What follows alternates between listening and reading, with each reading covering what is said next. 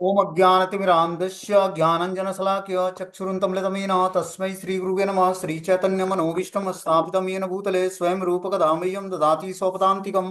वन्देऽहं श्रीगुरुः श्रीभूतपदकमलं श्रीगुरून् वैष्णवाचं श्रीरूपं साग्रजातं सगण रघुनाथान्वितं तं सजीवं साद्वैतं सावधूतं परिजनसहितं कृष्णचैतन्यदेवं श्रीराधाकृष्णपादान् सगणललिता श्रीविशाखान्विताश्च नित्या नारायणं नमस्कृत्यं नरं चैव नरोत्तमं देवीं सरस्वतीं व्यासं ततो जयमुदीरयेत्। सुनतां स्वकथा कृष्ण पुण्यश्रवणकीर्तनं हृदयन्तस्तु हे भद्राणि विधनोति सुरसतां नष्टप्रायेषु भद्रेषु नित्यं भागवत सेव्या भगवती उत्तम श्लोके भक्तिर्भवति नष्ट की तदा रजस्तमो भाव काम लोभादेश्चेत् चेत् एतेन रावृद्धं स्थित्य सत्त्वे प्रसन्नति।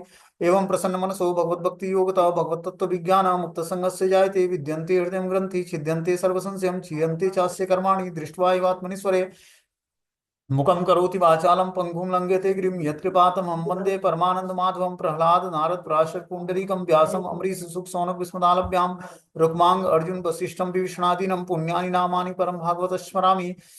हे कृष्ण करुणा सिंधु दीनबंधु जगतपतये गोपेश गोपिकाकांत राधाकांत नमस्तुते तप्त कांचन गौरांगे श्री राधे वृंदावनेश्वरी वृषभानुसुते देवी प्रणमामि हरिप्रिये।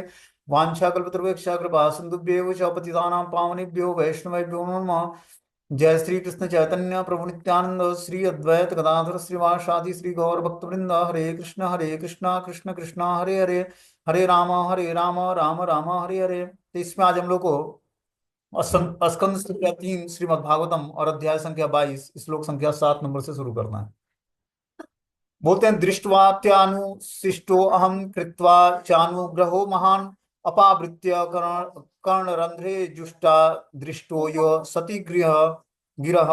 सौभाग्य से मुझे आपके द्वारा उपदेश प्राप्त हुआ है और इस प्रकार आपने मेरे ऊपर महती कृपा की है। मैं भगवान को धन्यवाद देता हूँ कि मैं अपने कान खोलकर आपके विमल शब्दों को सुन रहा हूँ। यहाँ पर देखो क्या है कि हमने जैसे स्टोरी बताई थी कि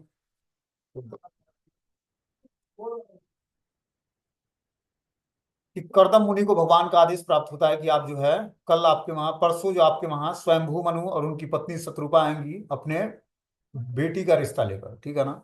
तो बेटी का रिश्ता लेकर आएंगी तो आप उसको स्वीकार करना और उनकी जो बेटी होगी देवहूति उससे विवाह करना। ये भगवान का आदेश कर्दम मुनि को मिला।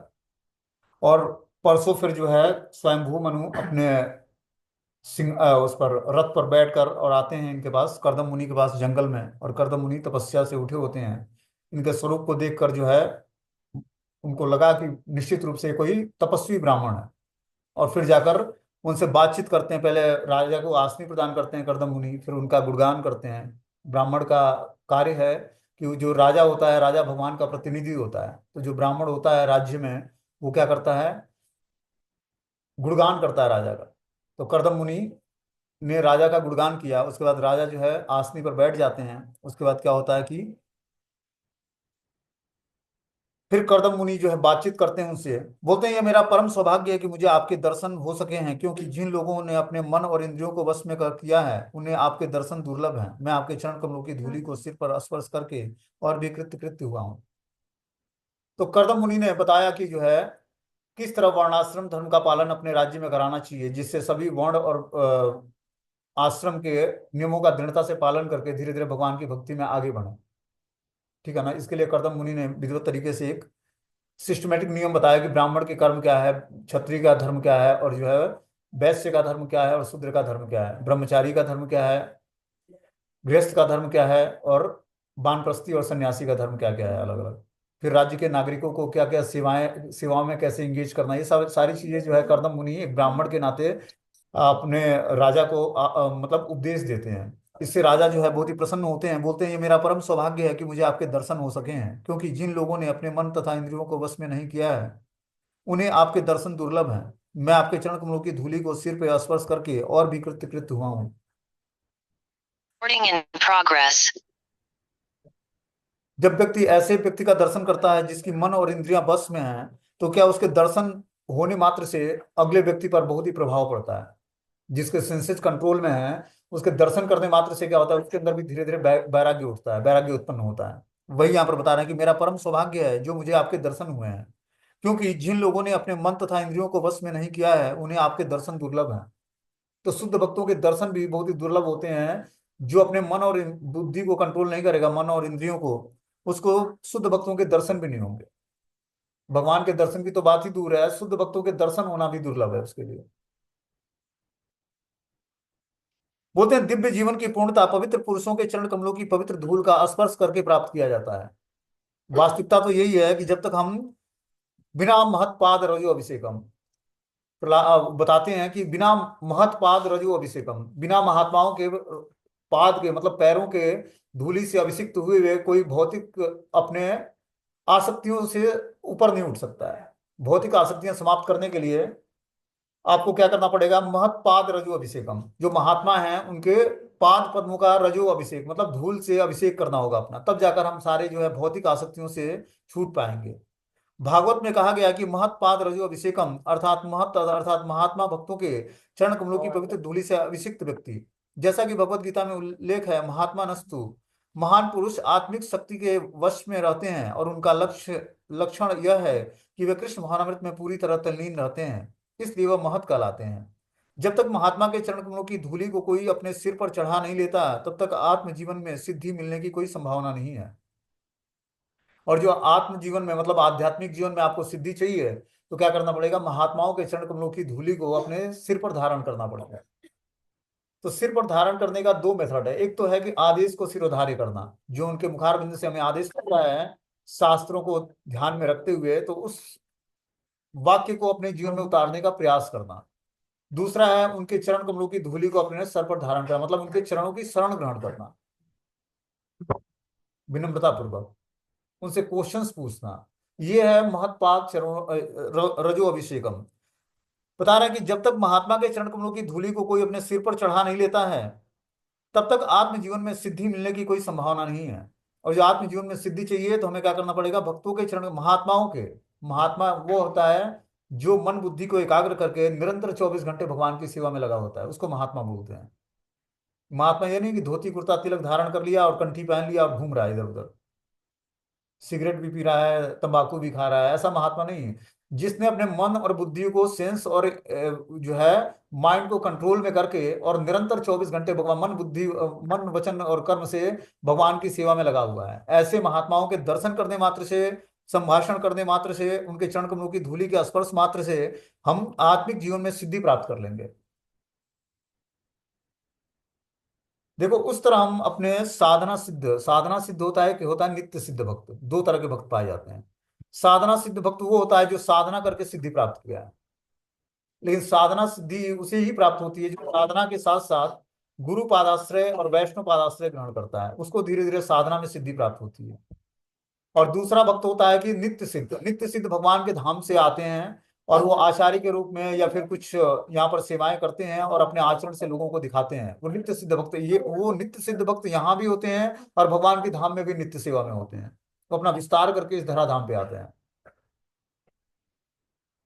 तो जो व्यक्ति नित्य सिद्ध भक्त नहीं है, उसको साधना सिद्ध बनना पड़ेगा। साधना सिद्ध तभी होगी जब हम साधना करते हुए गुरु पादाश्रय ग्रहण करेंगे, वैष्णव पादाश्रय ग्रहण करेंगे, तब जाकर हम धीरे धीरे जो है साधना सिद्ध बनेंगे, साधना हमारी सिद्ध हो जाएगी। जब ऐसे महात्माओं का, जिन्होंने अपने मन और बुद्धि को कंट्रोल करके और निरंतर 24 घंटे मन सा वाचा कर्मणा भगवान की सेवा में लगे हुए हैं, ऐसे जब हम अब भक्तों के चरण कमलों की धूलि को अपने सर पर धारण करेंगे, उनके वाक्यों को अपने जीवन में उतारेंगे, तब जाकर हम धीरे धीरे आत्म जीवन में सिद्धि प्राप्त कर पाएंगे। बता रहे हैं कि आत्म उन्नत के लिए शिष्य परंपरा अत्यंत महत्वपूर्ण है। मनुष्य अपने महत गुरु की कृपा से ही महत बनता है। यदि कोई किसी महापुरुष के चरण कमलों की शरण ग्रहण करता है, तो उसके महान बनने की काफी संभावना रहती है। जब महाराजा रघुगण ने जड़ भरत से उनकी अद्भुत आत्म उन्नत के संबंध में प्रश्न किया, तो उन्होंने राजा को उत्तर दिया कि केवल धार्मिक कर्मकांड का पालन करने या केवल सन्यासी बनने अथवा शास्त्रोक्त विधि से यज्ञ करने से ही कोई आध्यात्मिक उन्नति नहीं मिलती है।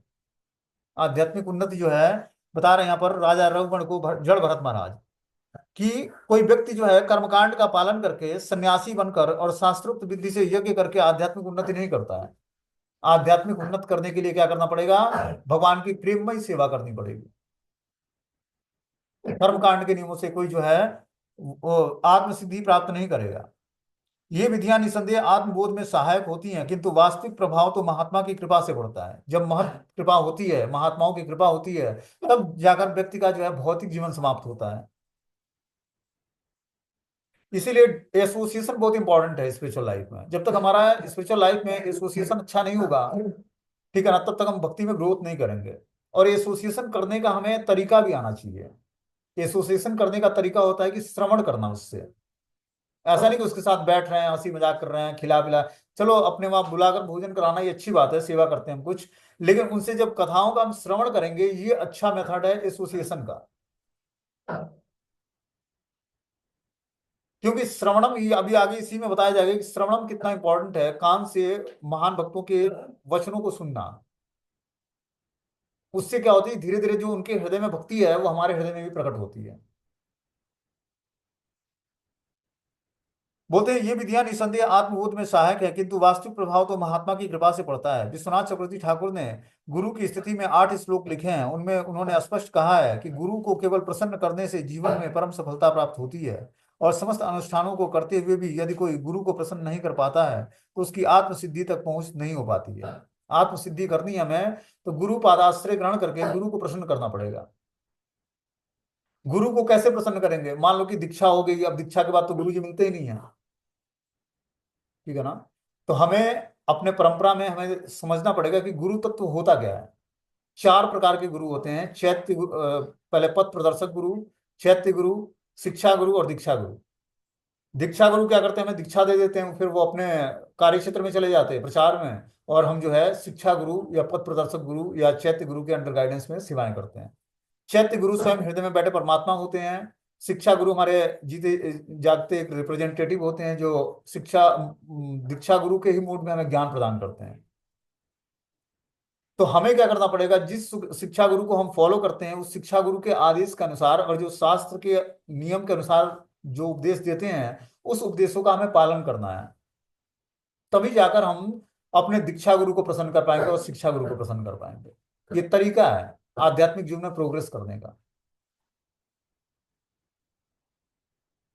बता रहे हैं आगे कि समस्त, उसमें उन्होंने स्पष्ट कहा है कि गुरु को केवल प्रसन्न करने से ही जीवन में परम सफलता प्राप्त होती है। समस्त अनुष्ठानों को करते हुए भी यदि कोई गुरु को प्रसन्न नहीं कर पाता है तो उसकी आत्म सिद्धि तक पहुंच नहीं हो पाती है। यहाँ पर अकृतात्मानम शब्द महत्वपूर्ण है। आत्मा के अर्थ में शरीर, आत्मा तथा मन को अकृतात्मा का अर्थ है सामान्य व्यक्ति जो अपने इंद्रिय तथा मन को वश में नहीं कर रखता है। इसलिए सामान्य व्यक्ति को महापुरुष या भगवान के परम भक्त की शरण ढूंढनी चाहिए, उसे प्रसन्न करने का प्रयत्न करना चाहिए, इससे उसका जीवन पूर्ण हो सकेगा। तो देखो, हमें जीवन का उद्देश्य, जैसे मान लो कि हम लोग पारिवारिक जीवन में होते हैं, 16 माला जप करते हैं और जो है 4 नियमों का पालन करते हैं, लेकिन ये भक्ति की प्रारंभिक अवस्था है। धीरे धीरे देखो, ज्ञान प्राप्त करके हमें क्या करना पड़ेगा, वर्णाश्रम के सबसे हाईएस्ट कैटेगरी को प्राप्त करना पड़ेगा। तब जाकर हम भक्ति के लिए हमारे पास जीवन में अनुकूल मन बुद्धि, हमारी मन बुद्धि तब जाकर अनुकूल भाव स्वीकार करेगी और सपोर्ट करेगी अनुकूल भाव। इसके लिए अपने जीवन की प्लानिंग ऐसे करनी पड़ेगी कि 50 वर्ष तक हम पारिवारिक जीवन से रिटायरमेंट ले लें। उसके बाद मंदिर में या धाम में जाकर कुछ डिवोशनल सर्विस करें, सेवा करें वहां पर। और क्या करें, पारिवारिक जीवन से धीरे धीरे डिटैच हो जाए। ऐसा नहीं कि बच्चे पाल लिए, अब विवाह कर लिया, उसके बाद अब बच्चे को बच्चे पालने हैं जी, उसका विवाह करना है, इसके लिए बैठे हुए घर में। ऐसे व्यक्ति का आध्यात्मिक उन्नति नहीं होता है। आध्यात्मिक उन्नति के लिए आपको नाम रूप गुण लीला धाम की शरण ग्रहण करनी पड़ेगी। क्या क्या? नाम रूप गुण लीला धाम, तब जाकर आपका आत्म उन्नति होगा। जब हम घर में ही बने रहेंगे तो घर में जीवात्मा का कल्याण नहीं होना है। घर में जो है घर के लोगों का ही चिंतन होगा, उन्हीं का मोहग्रस्त हम बने रहेंगे और उसी के मोह में हम अपना परिवार का, अपने जीवन का त्याग करेंगे और फिर उसी घर में जंतु जानवर के रूप में प्रकट हो जाएंगे। इसीलिए हमें नाम रूप गुण लीला धाम का आश्रय जब हम स्वीकार करेंगे और तीव्रता से भगवत भजन करेंगे, जैसे जैसे एज बढ़ता जा रहा है वैसे वैसे हमें अपनी माला की क्वांटिटी बढ़ानी है। जब तक हमारा तीव्रता से भगवत भजन नहीं होगा तब तक भगवान के धाम जाने की कोई संभावना नहीं है।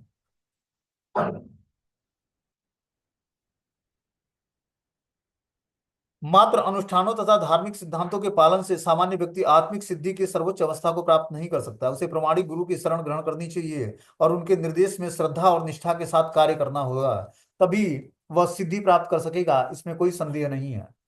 तो हमें क्या करना चाहिए?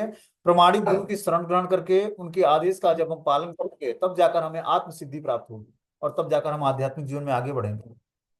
बोलते सौभाग्य से मुझे आपके द्वारा उपदेश प्राप्त हुआ है और इस प्रकार आपने मेरे ऊपर महती कृपा की है। मैं भगवान को धन्यवाद देता हूँ कि मैं अपने कान खोलकर आपके विमल शब्दों को सुन रहा हूँ। तो स्वयंभू मनु स्वयं क्षत्रिय राजा थे और कर्दम मुनि की शरण ग्रहण किया उन्होंने। सेकेंडरी थी क्या?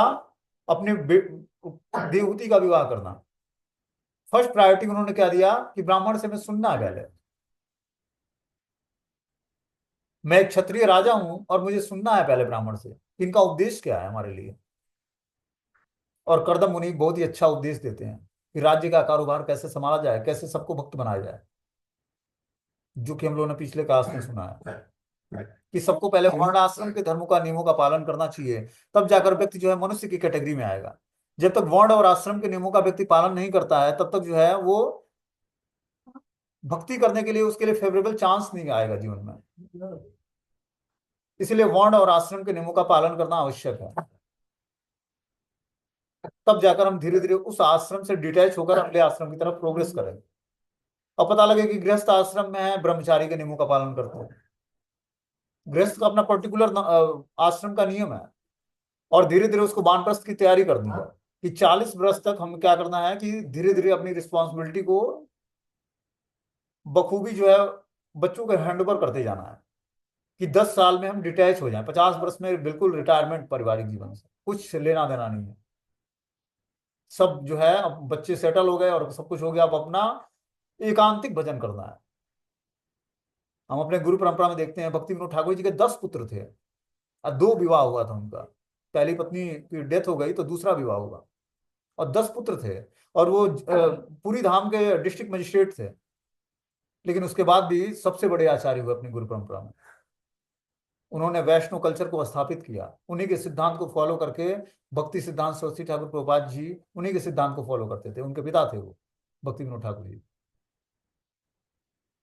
और इतना सुंदर सुंदर उन्होंने भजन दिया है, इतने सुंदर जो है जपा पर इतने सारे अच्छे अच्छे बुक्स लिखे हैं, कमेंट्रियां लिखी हैं जो हम लोग पढ़ते हैं। जपा का जो मेथड, श्रद्धा से और प्रेम तक का सोपान, प्रेम तक का रास्ता, तो उन्होंने इतना विधिवत तरीके से भजन की पद्धति बताई है।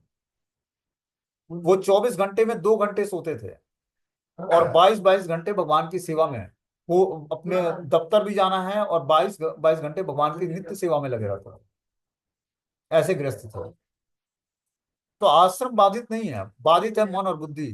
जब हम मन बुद्धि को शुद्ध करके भगवान के श्री चरणों में स्थित करते हैं तब जाकर जो है धीरे धीरे यही मन बुद्धि हमारा फेवरेबल बन जाता है भक्ति के लिए।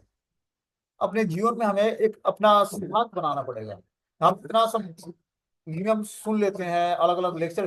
देखो लेक्चर का उपयोगिता यह है कि हमारे भजन में परिपक्वता है।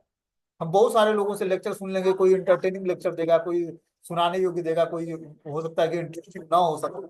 लेकिन लेक्चर सुनना इतना इंपॉर्टेंट नहीं है, लेक्चर सुनकर उसको अपने जीवन में उतारना और भगवत भजन में परिपक्वता लाना ये ज्यादा इंपॉर्टेंट है। क्योंकि हरि नाम से ही श्रद्धा से लेकर प्रेम तक का रास्ता हमारा तय होना है। कथा क्या करता है? सपोर्ट करता है हमारा। सफिशिएंट श्रवण का मतलब हो गया कि जो हमारे भक्ति के अनुकूल है उतना हम सफिशिएंट श्रवण करके और ज्यादा से ज्यादा नाम जप में अपने जीवन को डिवोट करें भगवान की सेवा में। नाम जप में नहीं लगता है तो भगवान की स्तुति पाठ करें, आरती करें, भगवान का श्रृंगार करें, जो भी हमें अच्छा लगता है सेवाएं उसको करें। लेकिन फर्स्ट प्रायोरिटी हमें नाम जप को दें कि ज्यादा से ज्यादा हम भगवान के नाम में हमारी रुचि जागृत हो, क्योंकि वही हमें श्रद्धा से और प्रेम तक का रास्ता तय करने का हमारा माध्यम बनेगा। सारी सेवाओं का एकमात्र निचोड़ यही है कि संकीर्तन में हमारी रुचि कितनी जागृत हुई, भगवान के नाम में हमारी रुचि और आसक्ति कितनी जागृत हुई कि 24 घंटे हम भगवान का नाम स्मरण कर पाए। अब भक्ति के अंगों में हम लोग सुन लेते हैं कि श्रवण करना बहुत इंपॉर्टेंट है, लेकिन श्रवण उतना 2 घंटा, मैक्सिमम 2 घंटा। उसके बाद शास्त्रों को पढ़ें और नाम जप में ज्यादा से ज्यादा अपना टाइम डिवोट करें, तब जाकर हम धीरे धीरे स्पिरिचुअल लाइफ में ग्रोथ कर पाएंगे। बोलते हैं श्री रूप गोस्वामी अपने ग्रंथ भक्ति रसामृत सिंधु में निर्देश देते हैं कि किस प्रकार प्रमाणिक गुरु ग्रहण किया जाए और उसके साथ कैसा व्यवहार किया जाए। पहले इच्छुक व्यक्ति को प्रमाणिक गुरु की खोज करनी चाहिए, तब अत्यंत उत्सुकता के साथ उपदेश प्राप्त करना चाहिए और तदनुसार कार्य करना चाहिए। पहले क्या करना चाहिए? प्रमाणिक गुरु की खोज करना चाहिए। प्रमाणिक गुरु क्या होता है? परंपरागत गुरु। जैसे हमने बताया कि वैष्णव कल्चर अडॉप्ट करने से पहले हमें चार संप्रदायों में किसी भी एक संप्रदाय से के गुरु से जब हम गुरु दक्षिणा लेंगे, गुरु दीक्षा लेंगे और क्या करेंगे, उनके बताए हुए आदेश का पालन करेंगे, तब जाकर हम धीरे धीरे आध्यात्मिक जीवन में प्रोग्रेस करेंगे। चार संप्रदायों में किसी भी एक संप्रदाय में प्रमाणिक गुरु के द्वारा जब हम दीक्षा प्राप्त करते हैं, उनसे मंत्र प्राप्त करते हैं और जप करते हैं, तब जाकर हमारा धीरे धीरे आध्यात्मिक प्रोग्रेस होता है। उस तरह तो मार्केट में बहुत सारे कृष्ण भक्त मिल जाएंगे, बहुत सारा संप्रदाय मिल जाए, बहुत सारे कथावाचक मिल जाएंगे, लेकिन सबसे कथा का श्रवण करना और जो है दीक्षा प्राप्त करना, ये केवल व्यक्ति के लिए ठीक नहीं है। उसको पहले प्रमाणिकता देखनी चाहिए कि गुरु परंपरा में किस गुरु परंपरा में आता है। जैसे अपना हम लोगों का जो है ब्रह्म माधव गौड़ी संप्रदाय है, जो स्वयं ब्रह्मा जी से चला आ रहा संप्रदाय है, और स्वयं इसमें भगवान चैतन्य महाप्रभु इसके आगे जाकर इष्ट आराध्य आचार्य बनते हैं और भगवान स्वयं ही है वो। दूसरे हैं राधा वल्लभ संप्रदाय, जिसमें इष्ट आराध्य भगवान है शिव से ये परंपरा चल रही है, भगवान शिव से ये परंपरा आ रही है। तीसरा संप्रदाय है श्री संप्रदाय, जिसको लक्ष्मी संप्रदाय बोलते हैं, वो माता लक्ष्मी से आ रहा संप्रदाय है। और चौथा है कौमार संप्रदाय, जो ब्रह्मा जी के चार कुमार पुत्र हैं, उनसे एक संप्रदाय चला आ रहा है। तो इस चार संप्रदायों में किसी भी प्रमाणिक संप्रदाय से दीक्षा ग्रहण करके और हम क्या करते हैं, जब मंत्र जाप करते हैं गुरु पादाश्रय ग्रहण करके, तब जाकर धीरे धीरे हमारा स्पिरिचुअल लाइफ में ग्रोथ होता है और तब हम भगवान की भक्ति को जान पाते हैं। उस तरह हम बहुत सारे लेक्चर सुनेंगे, जहां जाएंगे वहीं साधुओं का संग करेंगे। साधु संग आवश्यक है, लेकिन साधुओं को पहले पहचानना पड़ेगा कि क्या प्रमाणिकता है जब तक हम प्रमाणिक आचार्यों से श्रवण नहीं करेंगे, तब तक हमारा आध्यात्मिक जीवन अच्छा नहीं होगा। एक होता है कि कॉन्ट्रैक्ट बेसिस जॉब हो गई, एक हो गया परमानेंट। तो सबको परमानेंट जॉब चाहिए, ठीक है ना? उसी तरह हमें परमानेंट आचार्य मतलब प्रमाणिक आचार्य की शरण ग्रहण करनी पड़ेगी। उसी परमानेंट जॉब में उसी का कॉन्ट्रैक्ट बेसिस जॉब होता है, उसमें सैलरी हमें कम मिलती है, कॉन्ट्रैक्ट बेसिस मिलती है कि कुछ जो हमने उसमें फिक्स किया वो उतना ही सैलरी मिलेगा। लेकिन वही जब हम परमानेंट हो जाते हैं उस पोस्ट पर और गवर्नमेंट के अंडर गाइडेंस में आ जाते हैं, तो हमें पूरी फैसिलिटी मिलती है। उसी प्रकार जब हम प्रमाणिक गुरु से जुड़ते हैं, आचार्य परंपरा में जुड़ते हैं, तो आचार्य परंपरा में स्वयं भगवान की कृपा मिलती है हमें गुरु परंपरा के माध्यम से। तो हमें कथाओं का श्रवण करते हुए, एसोसिएशन करते हुए, यात्रा करते हुए हमें पहले प्रमाणिकता देखनी चाहिए कि किस व्यक्ति के साथ हम जा रहे हैं, किस व्यक्ति से हम कथाओं का श्रवण कर रहे हैं। टाइम को एंटरटेनिंग सब्जेक्ट में मिसयूज नहीं करना है। टाइम बहुत इंपॉर्टेंट है अपने लाइफ का, बहुत ही स्पिरिचुअल लाइफ का बहुत ही टाइम इंपॉर्टेंट पार्ट है। जब तक हम इसके महत्व को समझेंगे नहीं कि हमारा टाइम कितना कीमती है, एक एक मिनट जो टाइम निकलता जा रहा है, वो हमें भगवान की भक्ति में यूज करना है उसको। तो हमें कहीं भी अपने टाइम को ऐसे डिवोट नहीं करना है जहां उसका कुछ बेनिफिट ना निकले, जहां प्रामाणिकता ना हो। ऐसी जगहों पर हमें ना तो सुनना है ना जाना है। प्रमाणिक शास्त्रों को पढ़ें, प्रमाणिक ग्रंथों का श्रवण करें और प्रमाणिक मंत्र का जाप करें, जो गुरु प्रदत्त मंत्र है। तब जाकर धीरे धीरे हम भगवान को जानने के योग्य हो पाएंगे और फिर हम आध्यात्मिक जीवन में प्रोग्रेस कर पाएंगे। तो बहुत ही आवश्यक है समझना। और दूसरी दूसरी बात इंपॉर्टेंट है, जहां हम प्रसाद ग्रहण करते हैं, प्रसाद ग्रहण भी हमें वहीं करना है जहां पर प्रॉपर तरीके से गुरु परंपरा हो, उसको भोग लगता हो।